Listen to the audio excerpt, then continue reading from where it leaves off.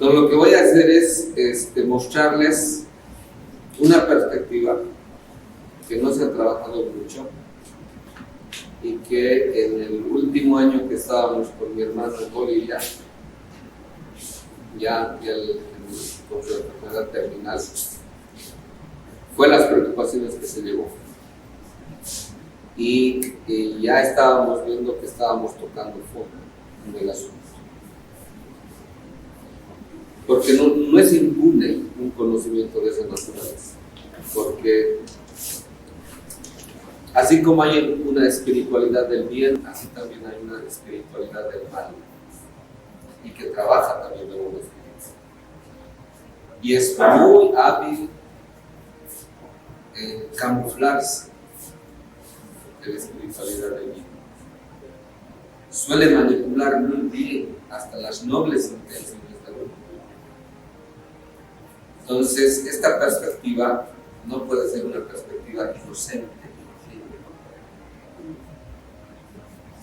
En Bolivia, por ejemplo, alguna vez hablando con los amarcas, yo les digo, ustedes demasiado se confían en la experiencia ritual y ceremonial que tienen.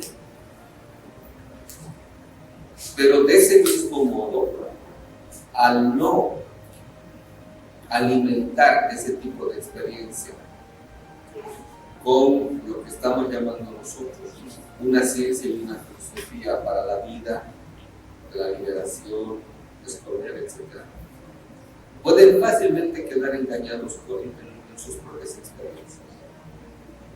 Porque la experiencia no deja de ser un sentimiento.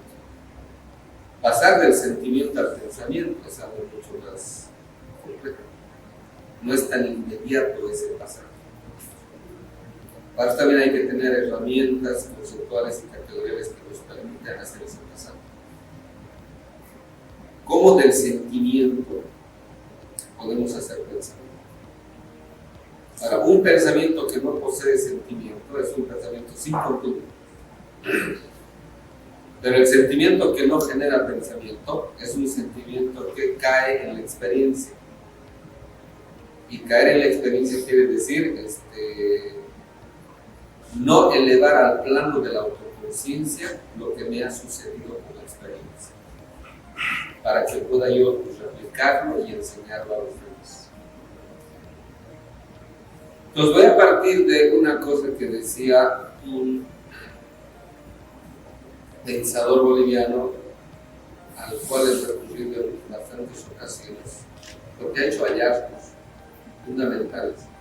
Y aunque él mismo no comprendía muchos de sus hallazgos, eso es, digamos, la carencia de un investigador que se ha formado en las ciencias sociales. Todas las ciencias parten ya de un conocimiento prescrito que proviene de un ámbito superior en la pirámide del conocimiento, sobre todo en el mundo moderno occidental, que está en manos de la filosofía. Entonces, los cientistas sociales, por ejemplo, adolecen de un trabajito que es necesario a la hora de poner en suspenso la validez de las certezas que en la ciencia suelen degenerar en dogmas. Ese trabajito se llama epistemología. Y la epistemología es un ejercicio del razonamiento en cuanto a pensar que nos permite reformular las preguntas básicas que tienen que ver con los conceptos fundamentales a la hora de realizar cualquier tipo de comprensión e interpretación de la realidad. ¿No? Por ejemplo, un sociólogo parte del concepto de sociedad sin tematizarlo. Simplemente ya parte de la definición hecha, que por lo general es hegeliana o de la escuela de Frankfurt, y en general de lo que proviene de las escuelas de Europa y Estados Unidos. Igual un cientista político se llama, ya parten de teorías preestablecidas. Y de ahí deducen un conocimiento que es simplemente, digamos, la aplicación del conocimiento ya hecho a una realidad determinada. Ahí no están haciendo ciencia. Ahí están reduciendo la realidad a lo que dice la teoría. Este pensador hizo unas cosas muy interesantes, muy geniales, que ni él mismo se da cuenta. ¿Por qué? Porque no tiene también ese trasfondo filosófico, epistemológico que le permita esclarecer aquello que se le ocurre y escribe. Se llama Zabaleta Mercado, tiene una frase genial que yo le he citado muchas veces.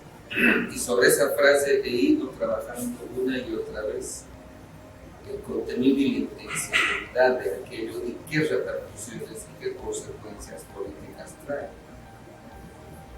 Él dice, cuando desaparece lo sagrado de la política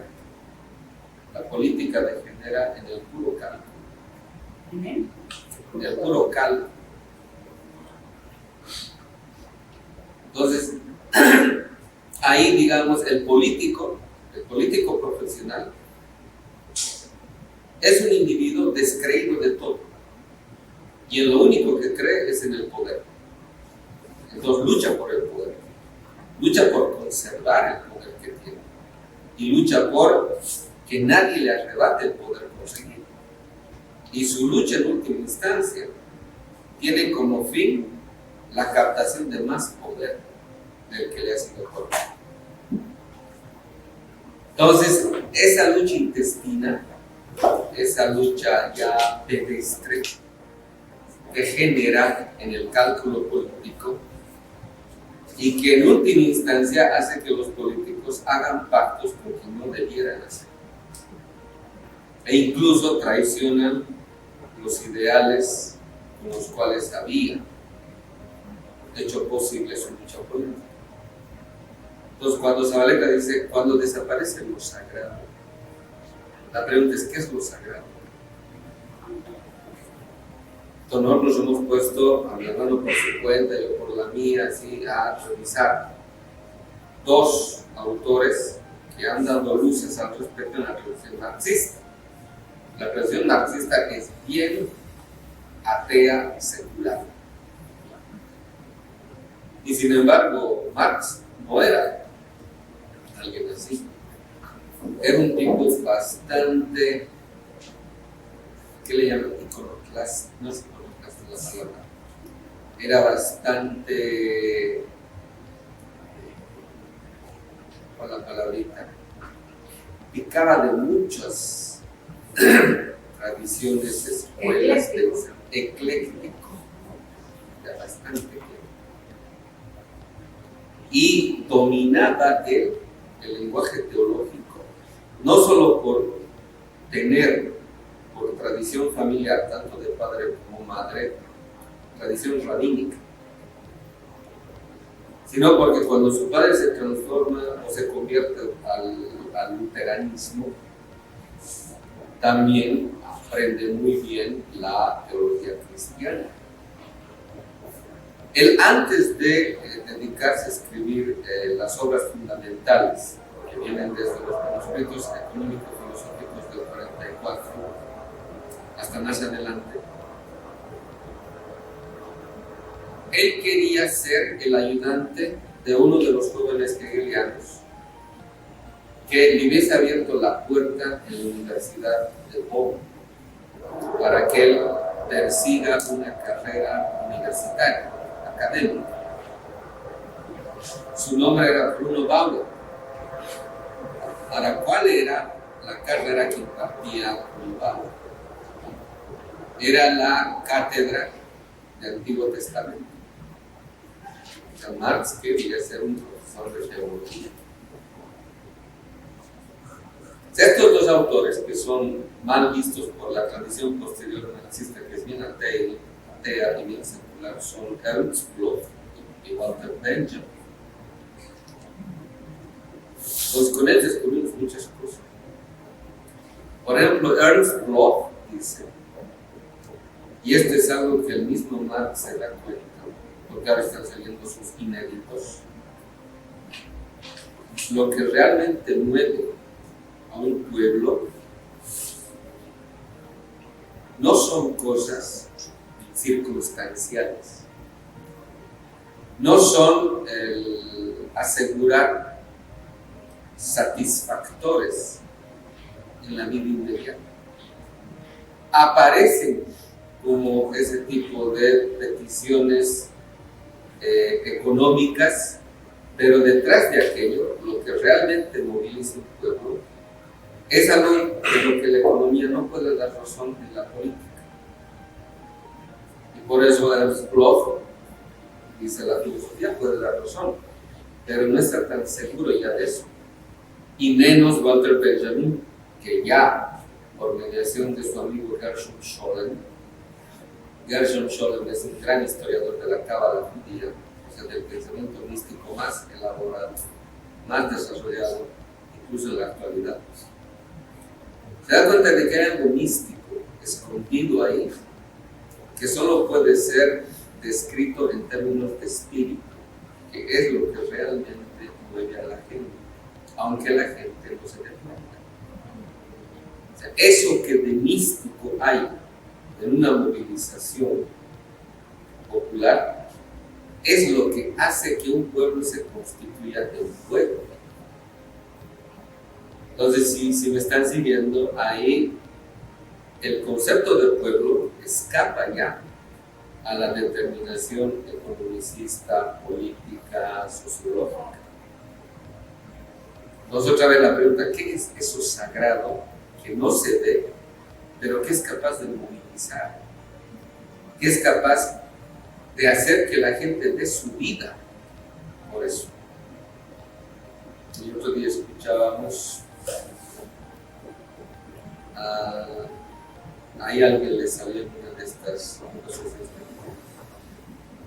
a propósito de Chávez o del Che, vivió para la vida. Porque sabemos que alguien que da su vida por la revolución no muere, vivió para la vida. O sea, es esa capacidad de llegar a un punto culminante en el cual uno mismo se da cuenta de que está trascendiendo la propia vida, le llena de una fuerza, que esa fuerza se queda con aquellos que creen en él. Esa fuerza es como la última donación que produce.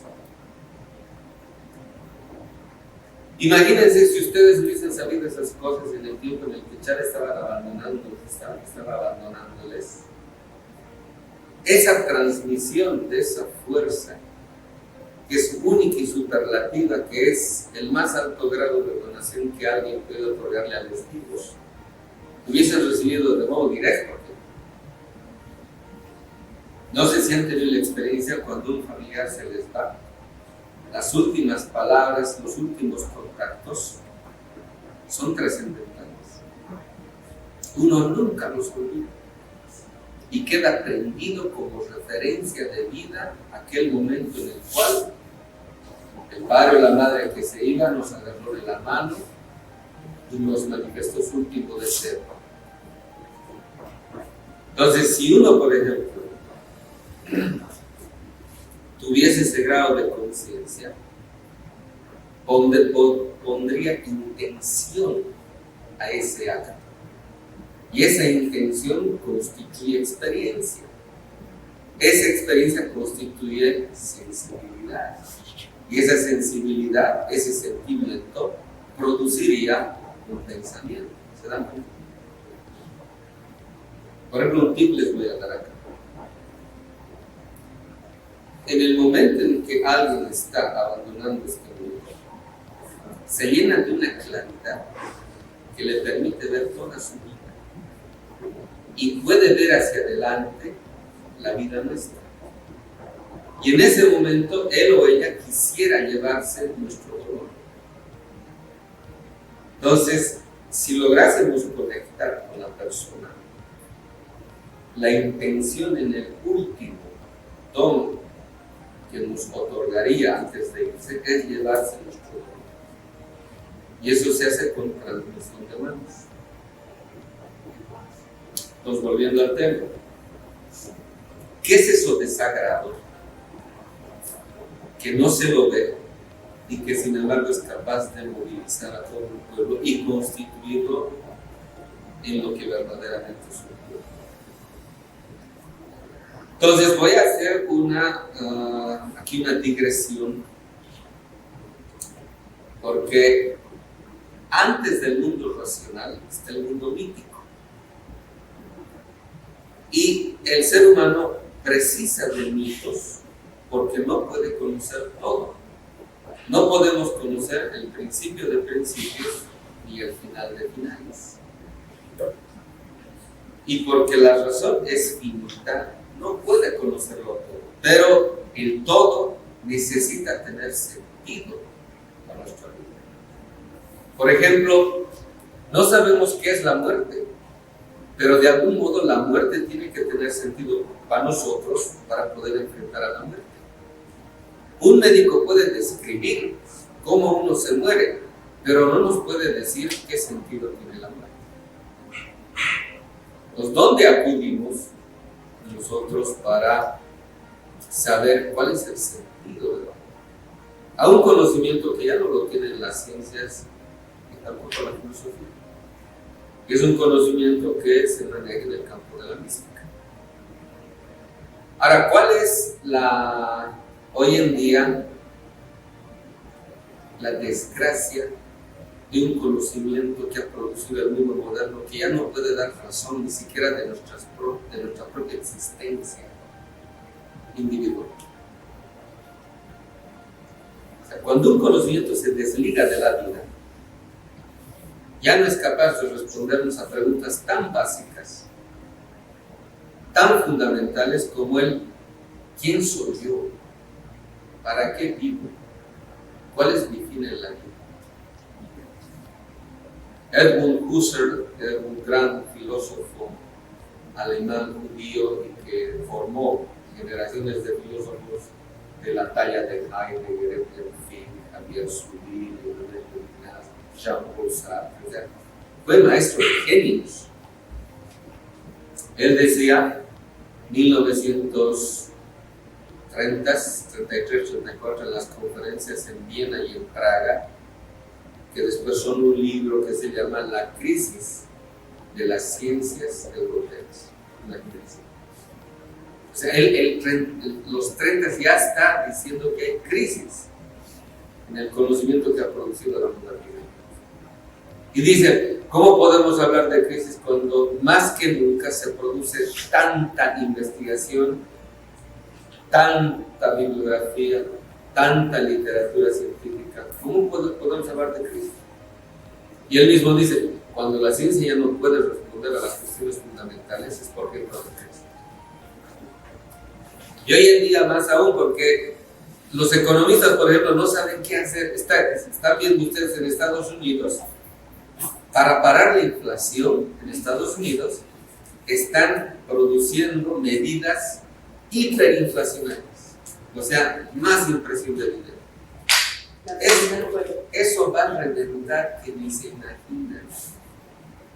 O sea, ya están locos, ya no saben qué hacer. Lo único que saben es imprimir billetitos como si se tratara de un circo. Entonces, en el conflicto de Ucrania se ha demostrado que los estrategas gringos ya no piensan, porque han cometido el error de errores. Pensaban sepultar a Rusia y más bien la han catapultado a términos que va a disolver la suma conjunta del Pentágono y la OTAN en la capacidad militar de guerra convencional y no convencional. Ellos mismos se están quemando, están demostrando que no pueden ya ganar una guerra. ¿Y esto qué pasa? Porque el conocimiento que tienen ya no funciona. Porque si ellos mismos tanto se jactaban de tener un conocimiento verdadero, fidedigno, infalible, ahora resulta que no es así. Todos volvemos a la cuestión.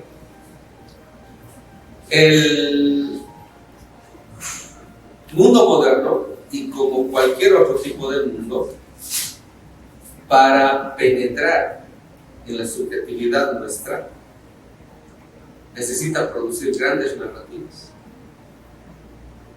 Esas narrativas son mítico-simbólicas, que constituyen sistemas de creencias. Es decir, antes de que aparezca ante nosotros el mundo racional de definiciones lógicas, primero tiene que haber valores y creencias, que uno las acepta antes de aceptar su demostración. Y eso es básico, siempre ha sucedido así, siempre va a suceder, y el mundo moderno no es la excepción. Y el mundo moderno que se cree tan racional, tampoco lo es. Entonces, el mundo moderno sería la secularización de una historia que les voy a contar. O sea, eso que desagrado ahí, que solo puede ser expuesto en términos míticos, simbólicos, es también una narrativa. Y como aquí hemos sido colonizados por la cristiandad latina, pues vamos a hablar en términos cristianos y en referencia al texto básico que el cristianismo trabaja, que es la Biblia. Entonces de ahí vamos a extraer algo que nos va a ligar al asunto de lo que después están trabajando Ernst Bloch y Walter Benjamin. Ellos no lo dicen, pero cuando uno se pone a investigarlos ya se da cuenta, si es que uno persigue las pistas y estudia el background, o sea, lo que está detrás de todo lo que han escrito. Hay una leyenda cabalista que dice que los ángeles tuvieron celos del ser humano, porque el creador le había dado al ser humano la capacidad de crear, cosa que el ángel no puede. No me dicen, se pusieron a discutir si los sexos, si los ángeles tienen sexo o no. No tienen sexo. El ángel es, por definición, una misión, un emisario. No puede cambiar su misión. Pero los ángeles son conciencias también. Así como son energías, son conciencias. Conciencia, siempre que hablamos de conciencia, es una intencionalidad. Ser autoconsciente es saber el tipo de intención que yo estoy poniendo a un acto. Eso es ser consciente. Con los ángeles, en la sabiduría que poseen, porque son también criaturas hechas por el Creador, le advirtieron al Creador que no haga al ser humano, porque le habían dicho, este va a destruir tu creación, y como le estás dando tanto poder, no solamente va a destruir, primero te va a desafiar y después va a destruir todo lo que has hecho. Entonces, en este relato, que es un relato místico, aparece algo que después va a ser historia y va a constituir tradición, y una tradición en específico, la tradición occidental, que se va a empezar a generar en el siglo II después de Cristo, cuando se va a invertir el propósito original del cristianismo como religión de los pobres y los esclavos, a ser una religión de carácter elitista. Porque va a haber una mezcla ahí entre cristianismo, helenismo, neoplatonismo, gnosticismo y otro tipo de doctrinas teosóficas, esotéricas, etc. Entonces, los ángeles tuvieron celos del ser humano. Entonces dice que los ángeles le advirtieron, no lo crees, porque te va a destruir. Entonces dice que el Creador les dio la potestad de que en el momento en el cual vean que el ser humano está destruyendo todo, ellos también van a tener la potestad de frenar aquello. Entonces, a partir de esa potestad también ellos empezaron a generar un complot. Pero ese complot empezó a hacerse consciente con el primer mito de lo que llaman el famoso pecado, que es el fenómeno este de la manzana.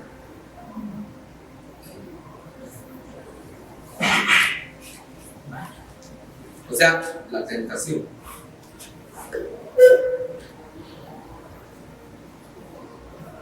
Desde entonces cobra tradición la idea de que hay que desacreditar al ser humano. Hay que producir en él la idea de que, como él va a destruir la vida, él no puede jamás compararse a su creador. Pero como dice en el texto de Génesis, y Dios creó al hombre a imagen y semejanza suya. Dijeron ellos, hay que destruir esa noción del ser humano para que él nunca se atreva a, en un acto de soberbia, a pretender compararse con su propio creador. Entonces nos vamos a saltar ahora al siglo IV. Aparece San Agustín. Es el primer gran exponente de esta tradición ya formalizada en términos teológicos, porque aparece un contendiente de nombre Pelagio, en la época que vive San Agustín. No he dicho San Pelagio, pues quiere decir que a Pelagio no lo admitieron como un santo, pero sí a Agustín, porque se dice San Agustín. Entonces Pelagio decía, el pecado es individual, es responsabilidad de uno. ¿Qué decía San Agustín? No, hay un pecado original que hemos heredado y todos somos pecadores desde el nacimiento. Ahí se ha formalizado ese celo de los ángeles, y ahora un ser humano va a decir, y no es cualquier ser humano, el ideólogo de 8 siglos de cristiandad. Él va a decir, el ser humano es pecador por naturaleza. Por lo tanto, nada bueno puede hacer. Ahora, viene en el siglo XVI Martín Lutero. El gran reformador en realidad es el ideólogo de la burguesía ascendente. La burguesía necesita una teología porque necesita un nuevo sistema de valores que permitan aparecer a la usura, por ejemplo, como algo bueno. El capitalismo está naciendo, pero no tiene posibilidades de implantación social, porque los valores feudales no coinciden con los valores que quiere imponer el capitalismo. Entonces va a aparecer el gran metarrelato, una nueva cosmovisión, que después ella misma se va a autodenominar modernidad, en la cual va a aparecer una antropología, que teológicamente la va a producir Lutero. Porque San Agustín, desde el siglo IV, en el siglo XII, ya aparecen, por ejemplo, San Anselmo de Canterbury. San Anselmo de Canterbury es el primero que dice que pagar las deudas es cristiano y es un deber. Desde San Anselmo de Canterbury se invierte el Padre Nuestro, porque el original decía, perdona nuestras deudas, así como nosotros perdonamos nuestros deudores. ¿Por qué? Porque cuando llega el Mesías, el Cristo, es en un tiempo que se llama de la Shemitah.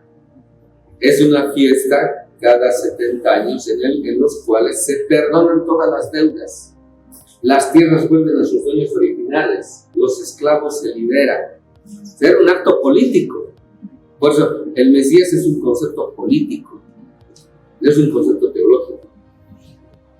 Entonces, por eso el Padre Nuestro, el famoso Avinu Malkeinu, se llama en hebreo, dice, perdona nuestras deudas, así como nos perdonamos a nuestros deudores, porque en ese entonces ya se sabía que la deuda era promotor de injusticias. Y hoy en día lo sabemos muy bien. La deuda infinita que el tercer mundo le debe al primer mundo es teología secularizada. Entonces, San Anselmo de Canterbury es el primero. Bueno, después el Padre Nuestro dice, perdona nuestras ofensas, o sea, moraliza una cuestión económico-política. Ya no aparece la deuda, aparece simplemente la ofensa. Aparece Bernardo de Claraval.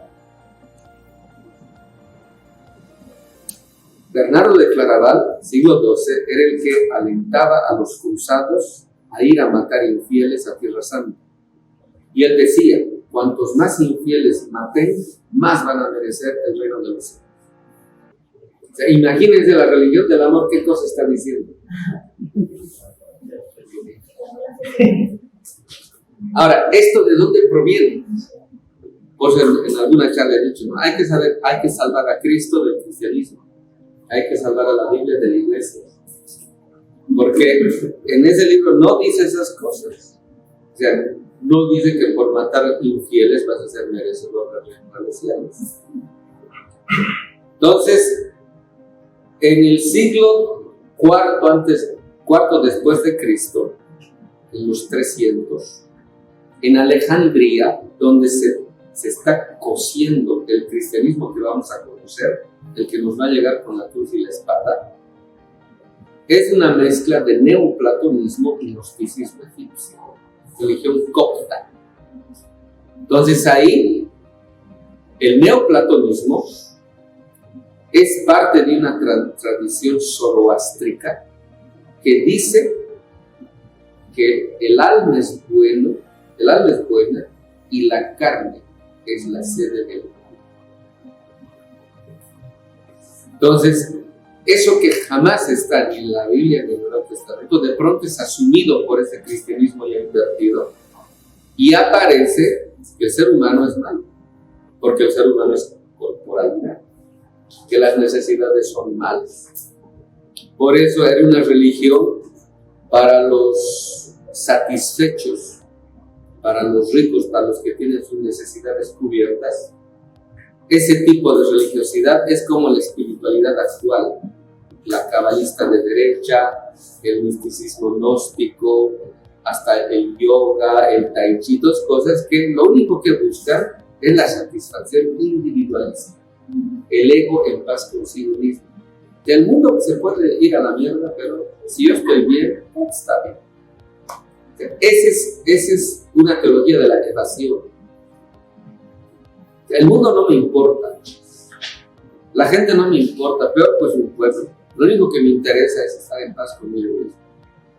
Y para eso han generado toda una industria cultural que nos ha vuelto seres indiferentes.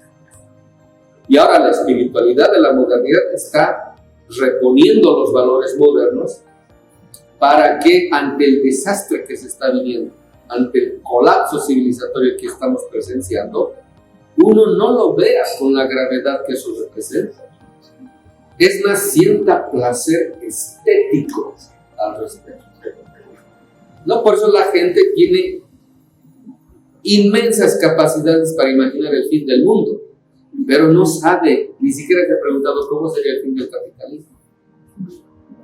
Que la gente sabe cómo sería el fin, pero no sabe cómo sería un mundo nuevo. Hasta esa capacidad de aprender. ¿Por qué? Porque en el sistema de creencias está anulado lo que se llama el misterio de la dominación. De la dominación. Entonces volvemos otra vez a la historia. Siglo XVI. Se levantan los campesinos que ya estaban presenciando los propósitos encubiertos de las cruzadas. Las cruzadas fue uno de los primeros, fue uno de los movimientos más decisivos de aniquilación del discípulo, porque en camino a Tierra Santa arrasaban lo que querían, diezmaban pueblos y sobre todo judíos. Toda la historia de judeofobia en Europa todavía no ha sido realmente cortada. Después, el desprecio y el odio a quienes eran superiores en todo ante el individuo europeo, que eran los árabes. Toda la civilización árabe, gracias a los cuales Europa reside la ciencia y la filosofía, etcétera, etcétera. En el siglo XVI está produciéndose la aniquilación del movimiento religioso campesino de los anabaptistas. ¿Quién está comandando esa aniquilación? Martín Lutero. Martín Lutero llamaba a las rebeliones campesinas locura judaica.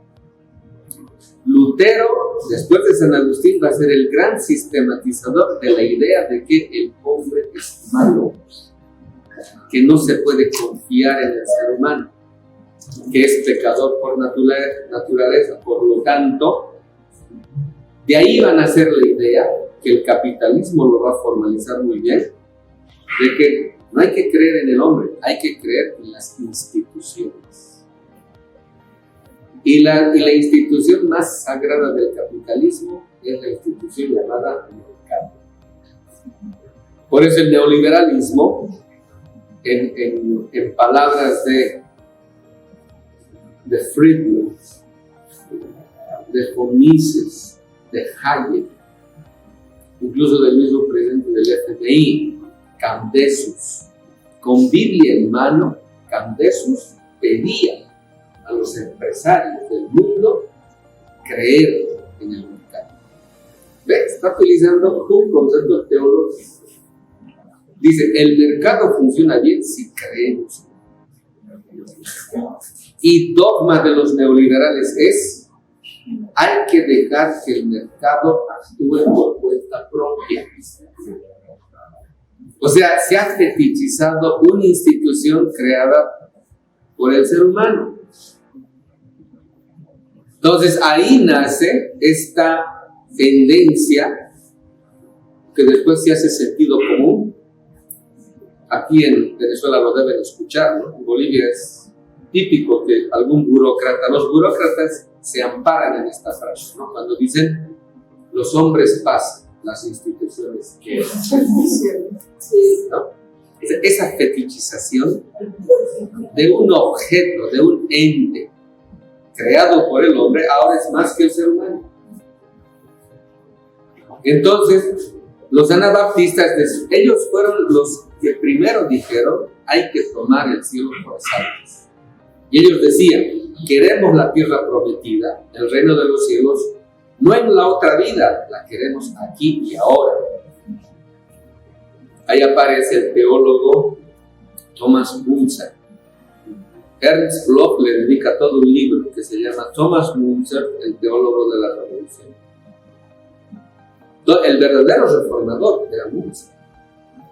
Pero ¿a quién los reconoce toda la nación alemana como el maestro de Alemania de San Lutero?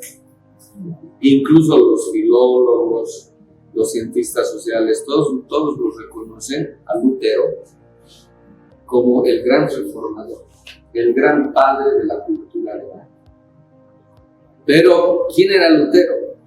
Alguien que necesitaba la burguesía naciente, que necesitaba una teología pertinente a los nuevos valores que ya contenía el famoso emprendimiento empresarial de los burgueses, que después los ha de constituir en capitalismo. O sea, a la usura ya no la van a llamar usura, la van a llamar ahorro. O sea, antes que Adam Smith escriba La riqueza de las naciones, que es el primer libro que describe el capitalismo ya existente, 1776, en el 1757 escribe la teoría de los sentimientos morales. O sea, tiene que hacer una ética antes de proponer una economía, porque sabe que la economía es una cuestión de creencias. Por ejemplo, ¿por qué el dólar funciona? Porque creemos en el dólar. O sea, el dinero fiat es un dinero que precisa de la fides, o sea, de la fe. O sea, la economía es un asunto de creencia. En los tiempos de Marx, en la bolsa, en Londres, en la City, los corredores de bolsa, los inversores, antes de tocar la campanita y que se inicie la jornada de compras y ventas de la bolsa, se persinaban, oraban. O sea, nadie puede sacarle al ser humano el componente mítico simbólico porque es parte sustancial de la vida del ser humano. Eso se llama la vida espiritual. O sea, en última instancia lo que nos protege no es algo físico, sino algo espiritual. Entonces, Martín Lutero es el teólogo de la revolución.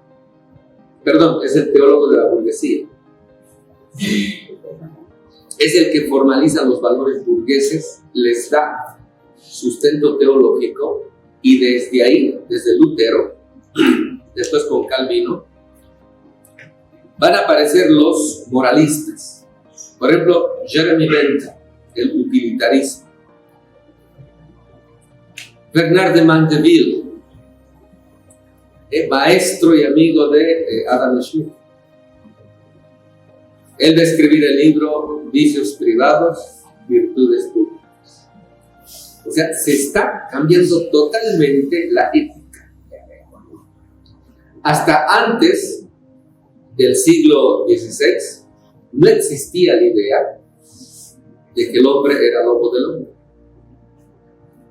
Pero el siglo XVI Hobbes va a escribir el Leviatán, o la idea de un Estado cristiano. Y ahí va a decir, Homo homini lupus, el hombre es lobo del hombre. Esa invención hipotética después se va a naturalizar en todas las ciencias sociales, sobre todo en la política. Sino de dónde creen que va a aparecer el concepto de poder o dominación en el mundo real. Si el hombre es lobo del hombre, toda la política consiste en lo que dice Maquiavelo, en la pelea y en la lucha, en la astucia de ganarle a tu enemigo, en cómo utiliza la razón práctica en términos instrumentales. Entonces, los grandes teólogos de la burguesía, Calvino y Lutero, por eso los nombran padres de la cultura alemana, de la cultura suiza, de la cultura inglesa. El calvinismo es lo que va a hacer posible la primera experiencia de capitalismo mercantil en Holanda y después en Inglaterra. Entonces, toda esta idea del celo de los ángeles luego se va a ir secularizando en doctrinas que afirman que el ser humano es pecador por naturaleza, es malo por la naturaleza, y donde eso va a determinarse como doctrina social. La modernidad genera en esa gran metanarrativa que es, porque la modernidad sería en estos términos la gran cosmovisión del individuo burgués. Todos los valores, las creencias, los mitos que asume el burgués como verídicos, reales y dogmas de vida es lo que vamos a llamar modernidad. O sea, la modernidad es la gran cosmovisión. En esa cosmovisión hay una antropología. Esa antropología es clasificatoria de la humanidad. Porque si ya tengo una idea negativa del ser humano, encaja perfectamente la clasificación antropológica que voy a hacer con el racismo entre superiores e inferiores. ¿Por qué? Porque ya tengo elementos filosóficos ya que me permiten ver, o más bien así, que me permite deducir de esta antropología negativa del ser humano, deducir una clasificación. Y en esa clasificación puedo empezar a distinguir quiénes realmente portan los valores y las creencias que esta gran cosmovisión ha de definir de lo que es el mal. 1550, Ginés de Sepúlveda, las célebres conferencias de Valladolid. Está discutiendo con Bartolomé de las Casas. Y la exposición de Ginés de Sepúlveda se va a llamar de la justa causa de la guerra de conquista. Imagínense.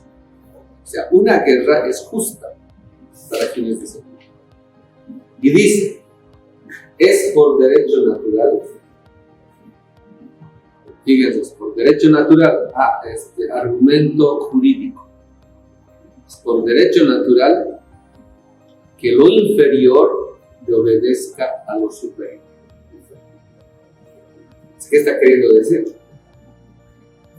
Dice, es por derecho natural, por el bien de todos, que lo inferior le obedezca al superior, que lo bruto le obedezca a lo sabio, que el niño le obedezca al adulto, que la mujer le obedezca al marido y que el indio le obedezca a su señor. ¿Qué tal? Entonces ahí el indio desaparece como víctima, aparece ahora como inferior. Entonces si aparece como inferior, no comparte los valores y las creencias nuestras. ¿Cuáles fueron los primeros alegatos contra indios y contra afros? No creen en Dios. Por lo tanto, no tienen alma. No tienen propiedad privada. Por lo tanto, no son seres humanos. Entonces, ¿qué son? No son seres humanos, son inferiores. ¿Y cómo repercute eso en el ámbito de la economía? Si no son seres humanos, si nomás se parecen a animales, no son sujetos de salario. Ya el capitalismo ya ha definido sus fundamentos que van a hacer posible la primera acumulación original.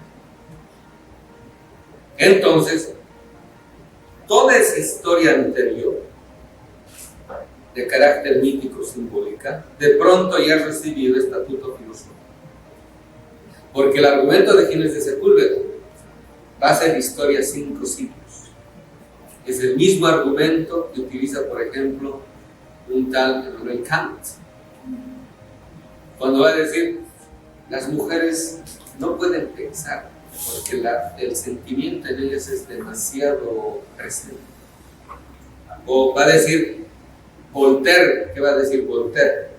¿Cómo Dios puede poner un alma pura en un cuerpo tan negro? Y no estamos hablando de un racismo vulgar, estamos hablando de un racismo de gente filósofos, científicos. Después aparece la biología, Jean-Baptiste Lamarck, Malthus y Charles Darwin, la teoría de la evolución, donde el negro está cerca del mono y el blanco es la culminación de la evolución humana. Ese es el gran metarrelato que se han inventado y que es básicamente la cosmovisión propia del burgués, que tiene como naturalizado en su sistema de creencias ese tipo de perspectiva. Por eso, para la burguesía venezolana era un horror que un santo como Chávez sea presidente. Igual en Bolivia, que un indio como el Evo sea presidente. Horror para la oligarquía.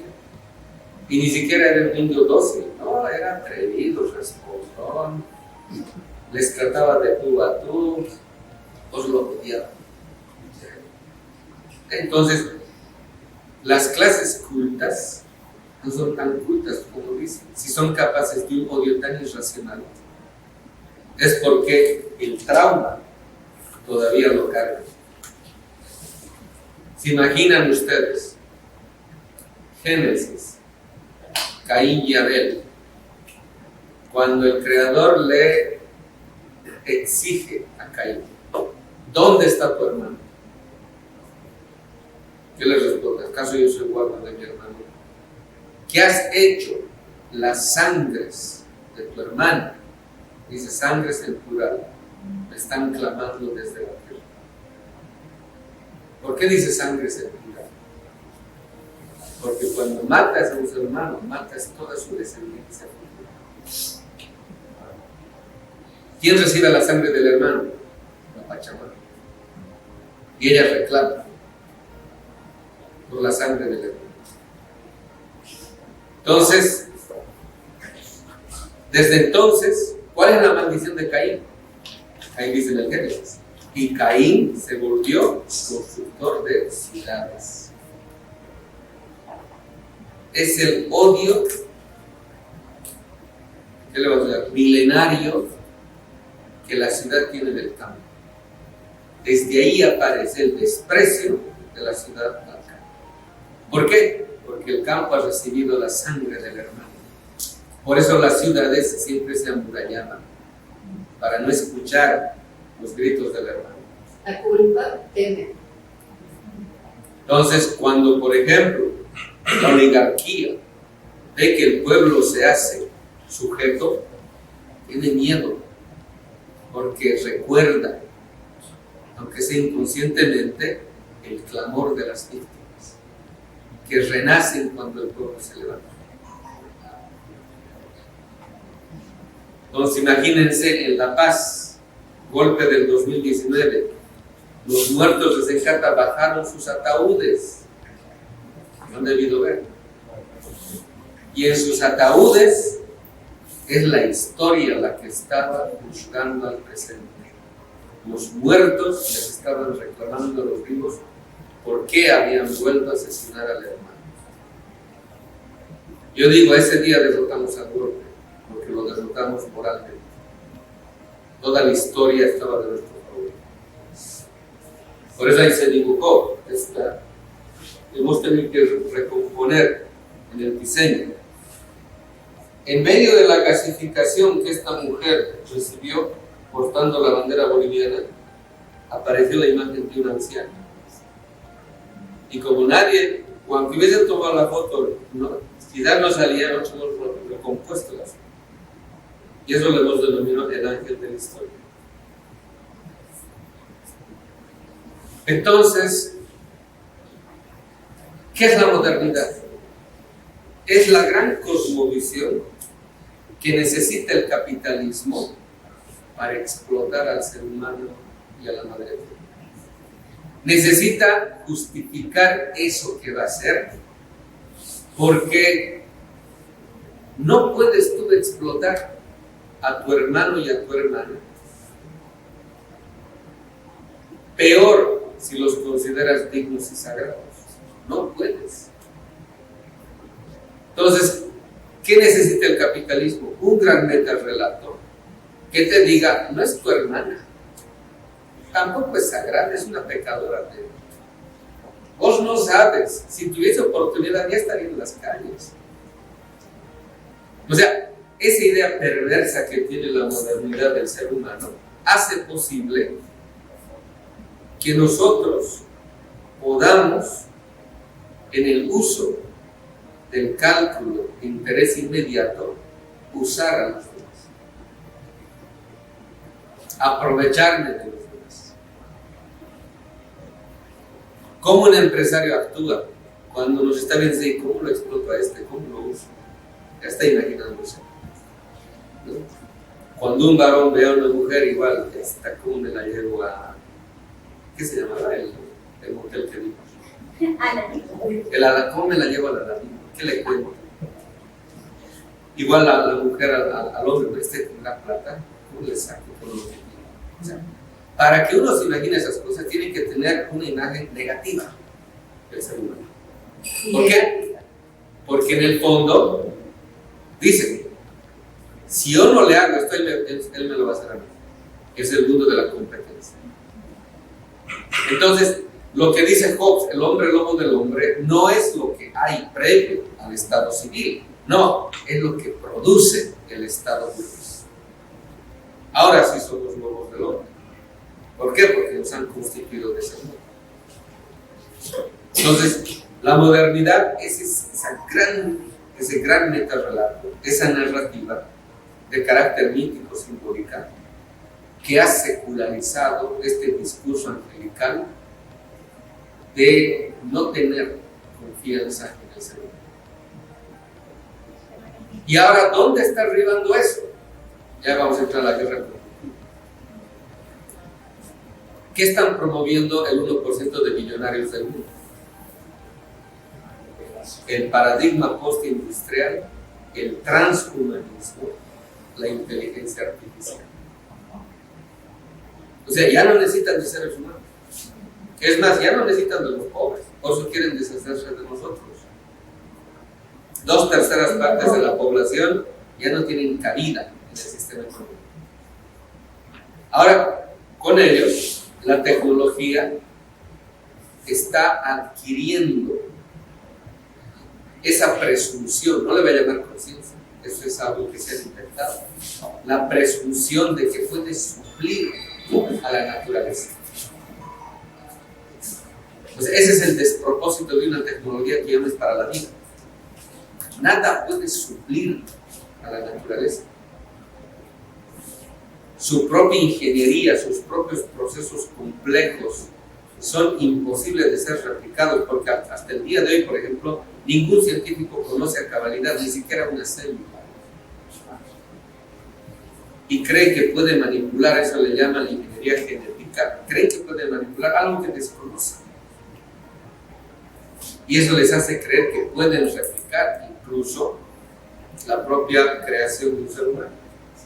Pues estamos llegando al tiempo de Frankenstein, el libro de Mary Shelley. O sea, van a crear algo que va a ser un esperpento y se va a volver contra ellos. Y que ya se está volviendo contra ellos. Entonces, toda esa historia genera este tipo de imagen negativa, deficiente, perversa, no solamente del mundo, sino del ser humano, y que ha permitido que los seres humanos nos convirtamos en lobos de nosotros mismos.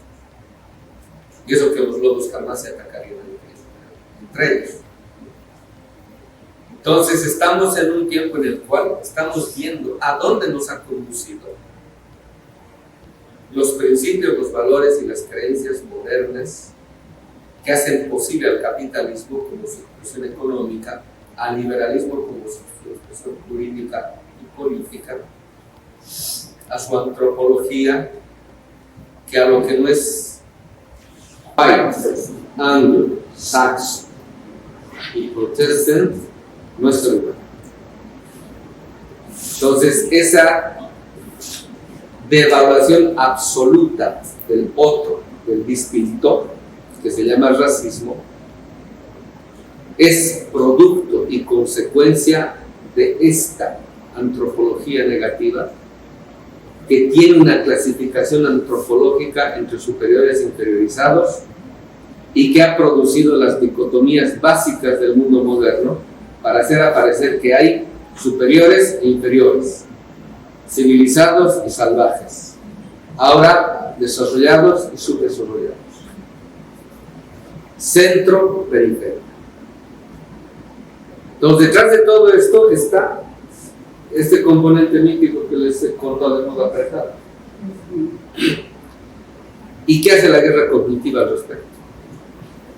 Porque la guerra informática, que está presente en el concepto de guerras de cuarta generación, decidía qué información tenemos y qué información es permitida y qué información hay que suprimir.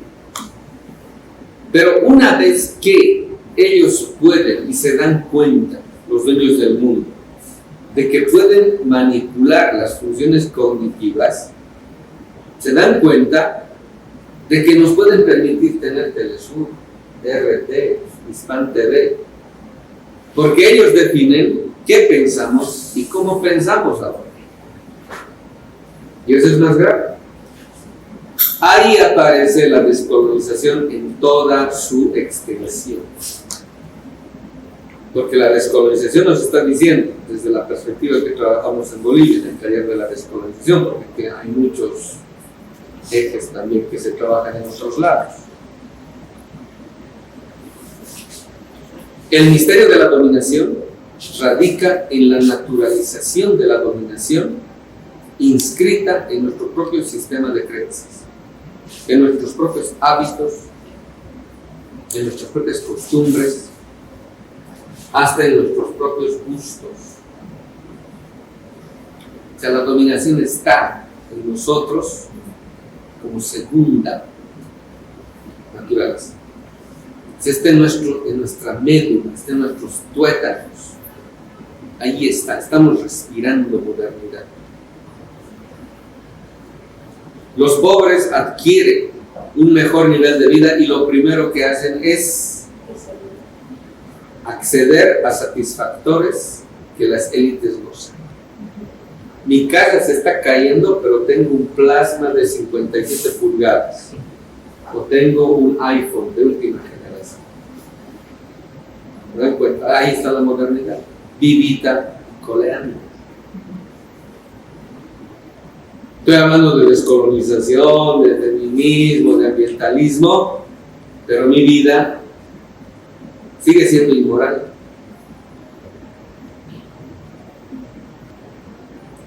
¿Por qué? Porque la cuestión no es cambiar de idea, no es cambiar de concepto. La cuestión es cómo te atreves a cambiar de forma de vida. Solo cambiando de forma de vida puedes adquirir una nueva perspectiva que te permita ver el mundo de otro modo. Porque si sigues viendo el mundo del mismo modo, aunque te llames descolonial. Ahora, aquí la gran trampa está en el ámbito intelectual. Porque el ámbito intelectual tiene una tentación. En el ámbito intelectual la tentación es grande. Hay veces yo digo, ¿no? El celo intelectual es peor que el celo de pareja. Porque cuando uno está en esferas de prestigio, uno también es tentado por el poder. En este caso ya no es necesariamente económico, es el poder del prestigio, es el poder del brillar ante los demás, es el poder de estar frente a un presidente y que me dé la mano, ¿no? Es el poder que me brinda la capacidad de elegir. Me van a llevar al 23 de enero, ¿no? Pero después me dicen, no, me van a llevar a un lugar 5 estrellas, es mejor ir ahí. En todo eso está la colonialidad. O sea, es como un demonio que tengo adentro. ¿Y cómo sacamos un demonio que tenemos dentro? Se llama exorcismo. Por eso quieren un camino corto, porque el camino largo es largo y sinuoso. Son las ceremonias, son los rituales. Pero hasta eso, señoras y señores, está colonizado. Hasta eso está colonizado. O sea, ahí también uno está, como quien dice, expuesto. Por ejemplo, en Bolivia, nosotros hacemos, hay veces estas ceremonias que se llama las ceremonias de la ayahuasca. Ayahuasca. Es la... ¿Qué se dice esto? Es de un árbol. Es una corteza, además se mezcla con algo más. Sí, algo así. Y que produce como una sensación psicotrópica que tengas visiones. Y de acuerdo a cómo uno se entrega, la ayahuasca, como es madre, opera en uno, opera en sus males, sobre todo psicológicos. Todo eso. Pues se ha puesto de moda. Ahora en Cusco venden ayahuasca como si fuese Coca-Cola. ¿Se ve? Y hoy en día está tan de moda los changos, vienen los gringos, etcétera, a ceremonias que los propios supuestos sacerdotes de nuestra cultura le han visto el negocio. Entonces uno dice, bueno, hasta nuestras ceremonias nuestro concepto espiritual está colonizado, porque yo alguna vez frecuentaba a unos amigos amautas que hacían estas ceremonias en un lugar. Y yo la segunda vez que fui dije, no, yo ya no vuelvo acá, porque llenos de gringos, y uno dice, si en estas ceremonias uno se expone, se abre, imagínense tanta gente así totalmente extraña, ¿qué tipo de espíritus están ellos emitiendo? Y uno está expuesto. Pues ahí también uno corre peligro. Por les digo, o sea, aquí tiene que haber un componente que es muy pocas veces tematizado, pero incluso tiene que ver con el hecho de saber escoger con quién estar caminando este camino. Porque tampoco es por cualquier cosa. Porque se dice, no todo lo que brilla es oro. Y cuanto más brilla, menos oro es. Entonces, si la descolonización nos está apuntando al ámbito más determinante de la colonialidad existente, que es el aspecto espiritual, en última instancia estamos diciendo, para que seamos explotables, para que nosotros incluso nos autoexplotemos como capital humano, que por la competencia nosotros mismos nos entreguemos como corderitos a la maquinaria del capital. Por ejemplo, es bien común, ¿no? Yo conozco muchas amigas que para olvidar su vida se ponen a trabajar. O sea, ya no soportan vivir su vida, prefieren trabajar. Es decir, ya no tienen modos y medios para enfrentar sus propios problemas. Solamente quieren no saber de sus problemas. Y la mayor parte de la juventud hoy en día que tienen decepciones amorosas, para no enfrentar aquello, se ponen a trabajar. Es decir, el trabajo se ha vuelto una evasión. Porque mantenerse ocupado hoy en día es básicamente no estar consigo mismo. Como una vez, ¿no? Un cuate. Ya has perdido la película de ayer. ¿Y qué tal estaba la película? No, era una maravilla. Pero dime, ¿cómo una maravilla? No, con decirte que en las 2 horas de película me he olvidado de mí mismo. O sea, si la maravilla es olvidarse de sí mismo, estar consigo mismo es lo peor. Y a eso estamos llegando. Entonces, para que el capitalismo nos explote, nos trate como a cosas, como objetos, primero tiene que robarnos la dignidad. Y eso hace la narrativa moderna. La creencia de que como somos pecadores, como somos de lo peor, pensaremos lo peor. Entonces, todo esto es para un poco mostrarles aquello que un intelectual no les va a decir, les va a decir, sí, la modernidad es la ideología que tiene como componente al eurocentrismo y que se ejecuta en las ciencias desde Europa, Estados Unidos. Ir al meollo del asunto es descubrir que esta narrativa es mítico-simbólica, cuyo objetivo es penetrar en nuestro sistema de creencias, porque ese sistema de creencias opera por debajo del mundo lógico racional que después se presenta en nosotros como si fuese la razón en sí, cuando tiene su fundamento lógico. Por eso, ¿qué dice ahora sí Walter Benjamin?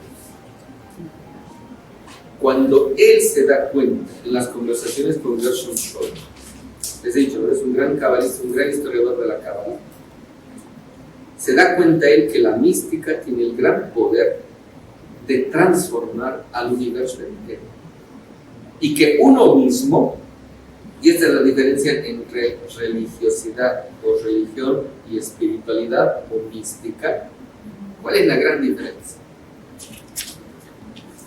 La religión inevitablemente es una creencia institucionalizada que inevitablemente se burocratiza Y aquí burocratizar quiere decir impide una relación directa entre uno y Dios y pone un montón de intermediarios que tienen que pasar ellos, que pasar uno a través de ellos para así llegar a Dios. Ahí me van a entender toda la jerarquía eclesiástica que baja desde el Papa hasta el diácono. Imaginen todo eso que uno tiene que subir para nunca alcanzar a Dios. Y los intermediarios se ponen con la potestad de frenarnos el acceso a Dios. Ahora, hagan eso en la política. Sucede lo mismo. La intermediación política genera toda una burocracia para que el líder nunca se acerque o esté de modo inmediato con el pueblo. Es lo mismo. La política es la secularización de la teología y la teología es la formalización del mito. Entonces, lo mismo que hace la iglesia, hace la política, hacen los partidos. Impedir la relación directa. ¿Qué hace la mística? ¿Qué está presente en la Cábala? ¿Y por qué fue tan resistida la Cábala hasta por el propio rabinato judío? Te permite un acceso directo a Dios. No necesitas de intermediario. ¿Quieres hablar con Dios? Lo puedes hacer tú mismo. No necesitas del Papa, no necesitas del cura, no necesitas del pastor, no necesitas del rabino. Entonces, Walter Benjamin decía, si esta conciencia de que puedo transformar el mundo y tener acceso directo a lo divino, si el pueblo conociese eso, el pueblo ya no necesita de intermediación política. El pueblo mismo, sabiendo que el poder radica en él, el poder soberano de la política radica en el pueblo no solamente destronaría gobiernos, sería gobierno. ¿Se dan cuenta? Oh, tú eres chave, mujer, tú eres chave. Entonces, la cuestión es, ¿cómo yo puedo ahora, sabiendo esto, transmitirle al pueblo aquello? Decirle al pueblo, el gran sujeto del cambio somos nosotros cuando nos constituimos en pueblo. ¿Y cuando nos constituimos en pueblo verdaderamente? Lo que llamamos pueblo en tanto que pueblo. Cuando actuamos en comunidad. Cuando ya no somos individuos aislados, fragmentados y separados. Sino cuando constituimos un cuerpo conjunto. Cuando hacemos comunidad, una común unidad. Cuando generamos una fuerza energética de tal naturaleza que constituimos masa crítica. Dicen los cabalistas, una masa crítica es el 10% de toda la población, la raíz cuadrada de aquello. Y si es ese componente humano, estaría pero tan seguro en su médula misma de que puede cambiar todo, pues cambia. Pero el individuo moderno, ¿por qué siempre le va mal? Aunque piense bien. Porque todos los días toma las mismas decisiones de ayer. ¿Y por qué toma las mismas decisiones de ayer? Porque tiene las mismas ideas de ayer. ¿Y por qué tiene las mismas ideas de ayer? Porque parten de las mismas experiencias que ha tenido hoy y ayer. Y esas mismas experiencias surgen de decisiones que son las mismas que ha tomado al día de hoy. Es un círculo vicioso. Por eso no cambia. Quiere esperar resultados distintos del mismo tipo de ejercicio. Nunca va a cambiar. Pues cambiar es lo más difícil. El primer paso es el más difícil, pero es el fundamental. Y la fuerza y la determinación que ha puesto en ese primer paso es lo que le da sentido y fuerza continua a los demás pasos. Por eso la cuestión es bien paradójica, ¿no?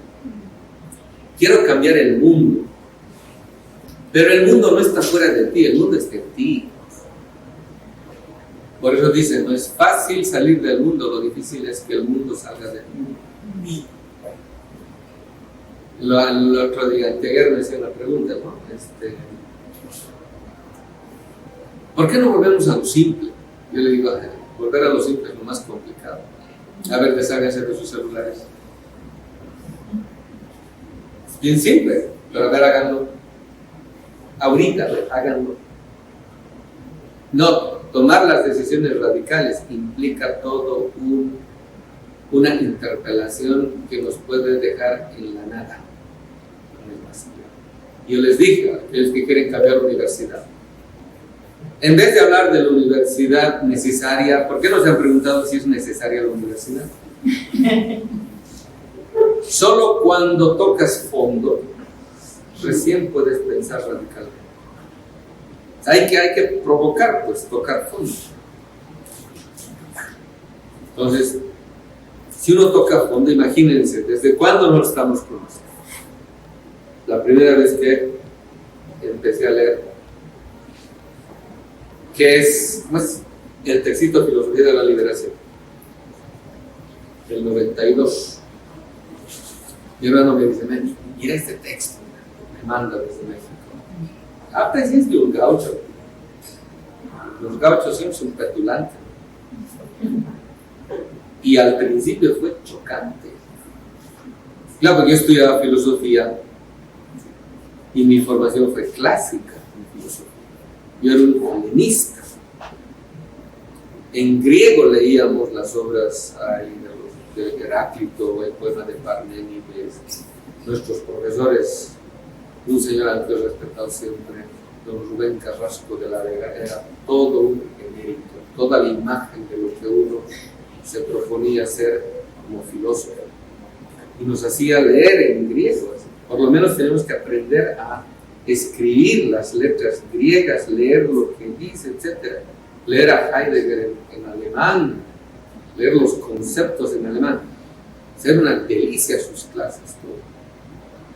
Y después de las clases, ¿no? Con otra profesora que teníamos, que vino de la Universidad de San Marcos, me acuerdo, San Agustín en latín nos hacía. Estábamos escuchando en latín y después de cada clase nos íbamos a tomar vinos. Imagínense, ¿qué íbamos a estar pensando en el pueblo, no? Es más, no queríamos ya ser pueblo, queríamos adoptar la moral estoica,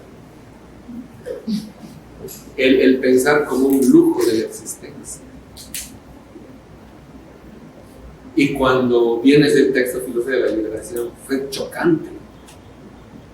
Ven desde el 92, cuando recién empezamos a agarrar las cosas, cuando nos vamos a Estados Unidos. En Estados Unidos, situación de inmigrante. Y ahí pues supimos lo que es sufrir triple discriminación. O sea, por eso hay que tocar fondo. Imagínense en un lugar donde no conoce el lenguaje. Yo no sabía inglés cuando fui a Estados Unidos. Yo fui de vacaciones, pero me enamoré de Nueva York. Y en invierno, yo era músico, yo quería hacer música. Ser despreciado incluso por los propios latinos, que no te hablaban en castellano, aunque supiesen castellano. Son los que más te jodían. ¿No? Entonces, y por los propios bolivianos. Entonces, cuando tocas fondo, es cuando te planteas las preguntas radicales. Una vez me acuerdo, yo ya estudiaba literatura, frecuentaba ambientes de escritores latinos en Nueva York, alrededor de la New York University. Yo estaba como 3 meses sin trabajo, debiendo renta, ya teniendo solo café y cigarrillos como alimento. Estaba fregada la cosa, ¿no? Y teníamos un director, un chileno, un pintor, Goya le decía. Y me dice, ¿qué te pasa? ¿Estás preocupada? Porque teníamos tertulias en los cuales revisábamos nuestros textos, los libros, las novelas que hacíamos, a la consideración del taller, etc. Yo le digo, estoy sin trabajo. Ay, qué lindo. O sea, tienes tiempo para escribir. Pero no para Y ahí aprendí que en las condiciones más paupérrimas uno escribe las obras más fantásticas. Entonces, el acontecimiento o te encuentra o tú tienes que buscar el acontecimiento que va a llenar de sentido nuevo a tu vida. Entonces, ustedes tienen el acontecimiento que tienen a Chávez vivo. Entonces, ahí la modernidad aparece ahora en los términos de transhumanismo, de paradigma postindustrial, de inteligencia artificial, de ¿qué se dice esto? De guerra cognitiva, pero en el fondo es la historia que les he contado. El seno angelical, que también está descrito en la parábola del hijo pródigo. Porque ¿qué dice la parábola del hijo pródigo? El hijo mayor era fiel servidor de su padre. Nunca le había hecho renegar. Y era un bien trabajador y nunca salió de la casa del padre. En cambio, el menor pidió la herencia y lo fue a despilfarrar por el mundo hasta acabar revolcado en los cuerpos. O sea, lo más bajo que puede caer un judío. Pues los judíos no comen chancho, igual que los musulmanes. Y lo más bajo para ellos es el cerdo. Que cuando regresa, por propia voluntad dice: Padre, reconozco que he pecado. Aquí tenía todo y ¿dónde fui a acabar? ¿Y quién se pone celoso? El hermano mayor. ¿Cómo le vas a hacer fiesta a este desgraciado? Mira que ha despilfarrado toda tu herencia y ahora lo vas a vestir de lino fino y le vas a hacer un banquete. Y a mí nunca me has hecho eso. ¿Y qué le dice el padre? Alégrate, más bien. Creíamos tener un hermano perdido y ahora lo hemos recuperado. ¿A quién representa el hermano mayor? A los ángeles. A los ángeles, a estos ángeles celosos. ¿Y a quién representa el hermano menor? Al ser humano. Que se ha ido a revolcar con lo más bajo, pero por propia voluntad se ha dado cuenta y ha ascendido. Entonces, ¿qué dicen los cabalistas? Dicen, tiene más mérito aquel que desde lo más bajo se ha elevado hasta lo más alto, que aquel que siempre ha permanecido en la pureza de voluntad. Por eso, un revolucionario, ¿qué hace? Es lo que hace un profeta. Va a levantar al pueblo desde lo más bajo y lo eleva y lo asciende hasta lo más alto. Por eso, ya no crean ese prejuicio intelectualoide de que hay que bajar al pueblo, hay que darle facilidad. Mamadas. El pueblo no entiende. Mamadas. Los que no entienden son los intelectuales. El pueblo entiende bien. Entonces, olvídense eso de bajar al pueblo. Más bien hay que ascender a donde el pueblo está como conciencia anticipada. El pueblo es pueblo cuando está anticipando en su vida misma, en su presencia fáctica, el mundo que está promoviendo y proponiendo. En esos momentos se encuentra el pueblo. El pueblo en esos momentos, por ejemplo, la recuperación del gobierno, el 2002, abril era. Ahí está el pueblo en tanto que pueblo. Y si ustedes han sido partícipes de eso, vuelvan al evento, recuerden. Porque ser fiel al acontecimiento es lo que nos devuelve la consistencia de ser pueblo. Hay que volver constantemente al acontecimiento para resignificarlo en favor de que el presente para nosotros ya no sea una incógnita, sino sepamos qué es. Ok, ahí me quedaré.